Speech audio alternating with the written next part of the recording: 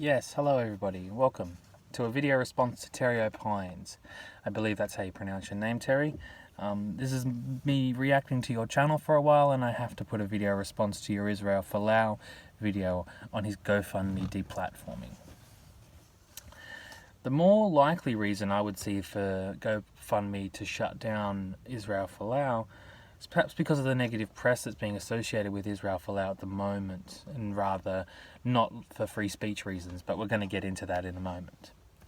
I think that you made the claim in your video that he's being shut down because of a communist socialist agenda, and you didn't provide any evidence in that video to suggest that GoFundMe is being ordered around by a bunch of communists in Australia in the 21st century. You need to back that sort of thing up with evidence, Terry, okay? When you put the Sky News video on about the lady talking about homophobia and the definition, funny thing is she used the Oxford Dictionary's definition, and she used it wrong. She looked up the Oxford Dictionary definition, but she misquoted it. It is homophobia is a dislike or prejudice of homosexual people, and she said that it is a hatred or fear of homophobia, and she then went on to say he doesn't fear people, he's just expressing his religious beliefs. She's misusing the word, Terry. In the appropriate context regarding to the GoFundMe's terms and conditions, which he broke, he is using their definition of homophobia, which is the accurate definition of homophobia according to the Oxford Dictionary. So the Sky News woman got it completely wrong. She's mixed up her definitions, and subsequently you have as well. Religious arguments aside, and you make the point quite clearly, this is about free speech, but religious arguments aside, I'd happily debunk religious hypocrisy in any instance in future videos for another time, but we'll get on to the next point. Israel Folau broke their terms and conditions. Therefore, they have that right as an organisation, as a private organisation, to deplatform or remove people out of their platform that spread information that they do not want as an organisation. Okay, I thought right-wingers supported business ability to, for example, not serve gay people for their wedding cakes because of a particular viewpoint. And as a private business, they would have that right to do that under a right-wing perspective, correct?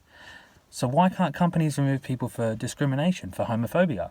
Why can't a private business who hears a message that they don't agree with, why can't they remove people? It seems a bit hypocritical for you, Terry, to even suggest that. So I'm just putting that out there for you. You do sound really triggered in this video, Terry, I have to say. You're relying on a really feelings-based argument over the facts. When you were looking at all the pages of Israel Folau and all these, I'd say, parody pages that people are putting up in terms of trying to raise light of how stupid this case is with Israel Folau, and you look at the Let's Beat Israel Folau. Now, you do know this, Terry. You're not stupid. You do know that there are many different definitions of a word, and beat in that context I would say is in let's defeat, as in let's beat Israel Folau.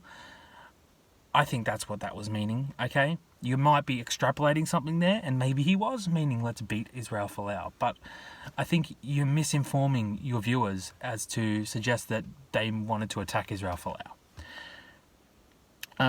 So you're misusing the words there. You're deliberately skewing the story to your perspective.